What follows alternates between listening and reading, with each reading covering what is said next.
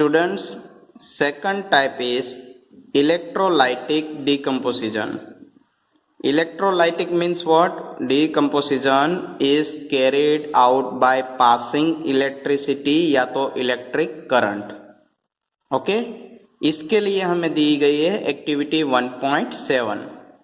Okay, second example हमने देखा था कि एनर्जी जो है वो तीन फॉर्म में होगी. हीट है तो उसे थर्मल डिकम्पोजिशन, ओके, और इलेक्ट्रिक करंट होता है तो उसे हम कहेंगे कि decomposition reaction is carried out by passing electricity और electric current, then it is called as electrolytic decomposition. Okay, तो उसका हमें एग्जांपल दिया है एक्टिविटी 1.7.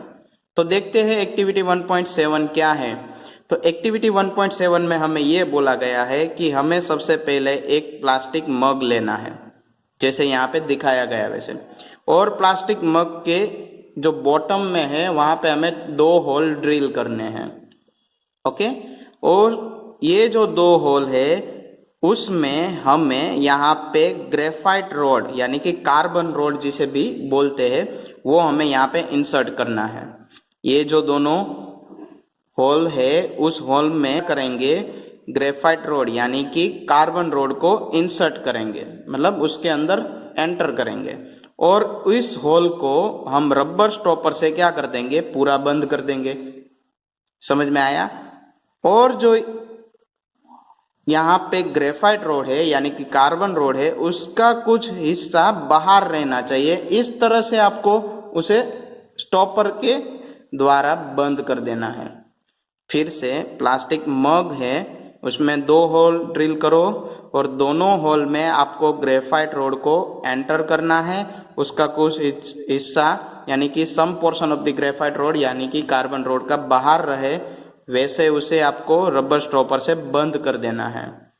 उसके बाद आपको ये दोनों जो हैं उसे आपको किसके साथ, 6 वोल्ट की बैटरी के साथ कनेक्ट कर देना है.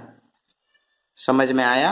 उसके बाद हमें क्या करना है, इसको ये दोनों जो ग्रेफाइट रोड है या तो कार्बन रोड है उसे हमें वायर के साथ बैटरी के साथ जोड़ देना है. और खास करके जो बैटरी है वो 6 वोल्ट की होनी चाहिए और उसमें एक स्विच भी होनी चाहिए ताकि जब चाहे हम वो इलेक्ट्रिक करंट पास कर सके और जब चाहे तब हम इलेक्ट्रिक करंट बंद कर सके.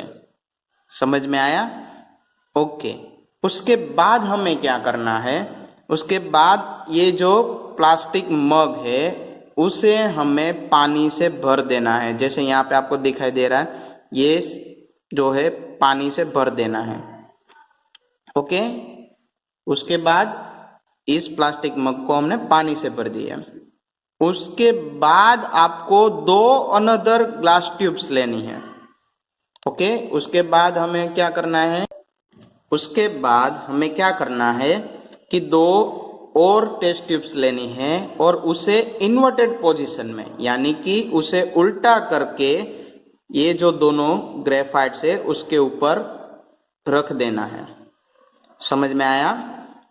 और क्या करना है, अभी हमें जब भी हम ये स्विच ऑन करेंगे तो ग्रेफाइट इलेक्ट्रोड को क्या मिलेगा, इलेक्ट्रिक करंट. और ये जो इलेक्ट्रिक करंट है उसकी वजह से ये जो वाटर था इसके अंदर उसका क्या चालू हो जाएगा, डीकम्पोजिशन, यानी कि पूरा जो वाटर है वो 2 हिस्सों में ब्रेक डाउन हो जाएगा. पहला हिस्सा होगा उसे हम कहेंगे हाइड्रोजन गैस और वाटर जिससे बनता है वो दूसरा पार्ट होता है ऑक्सीजन. तो जब भी हम ये जो हमारा इंस्ट्रूमेंट है इसमें हम स्विच ऑन करेंगे तो क्या होगा, इलेक्ट्रिसिटी पास होगी. इलेक्ट्रिसिटी की वजह से क्या होगा, जो पानी है वो 2 पार्ट्स में डिवाइड हो जाएगा. फर्स्ट पार्ट है हाइड्रोजन गैस और दूसरा पार्ट से ऑक्सीजन गैस.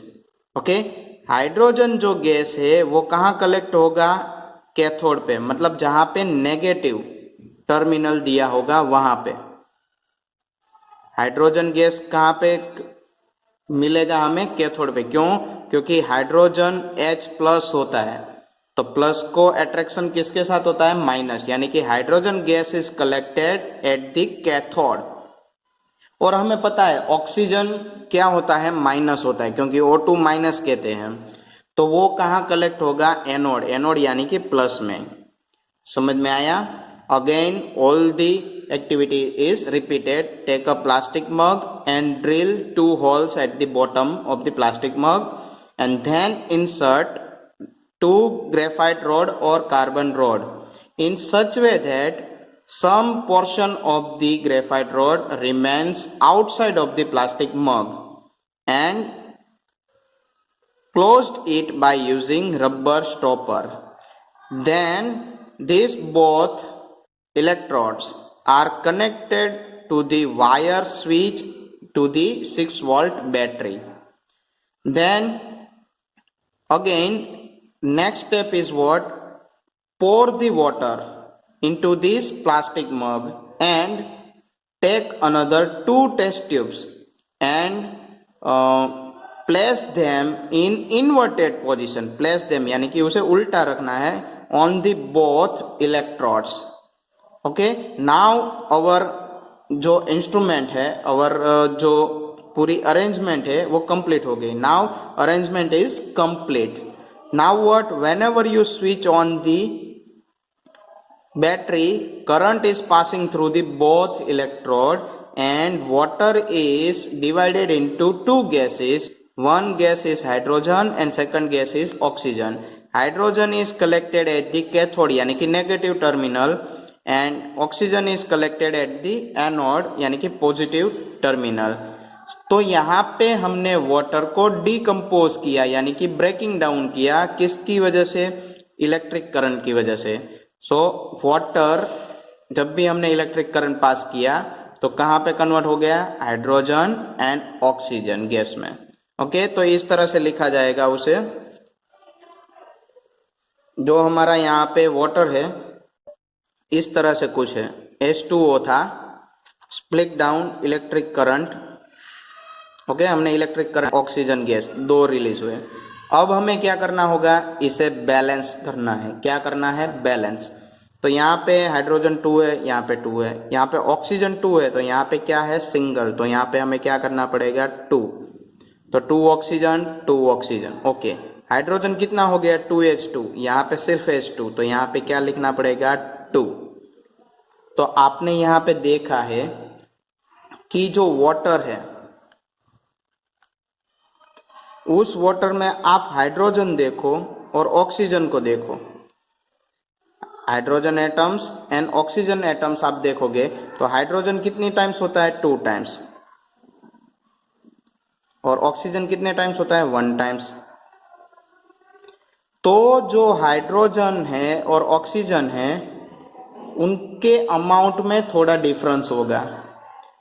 क्या डिफरेंस होगा? तो क्या hydrogen is collected in double amount. Why? Because it has a 2 more atoms and oxygen is collected in as a single amount. मान लो कि ऑक्सीजन हम बोले कि ये 10 ग्राम है, ऑक्सीजन है, तो हाइड्रोजन कितने ग्राम होगा? 20 ग्राम. हाइड्रोजन की क्वांटिटी डबल रहेगी. क्यों? Hydrogen is collected as a double quantity than the oxygen. Why? Because hydrogen has 2 atoms and oxygen has 1 atoms in the water.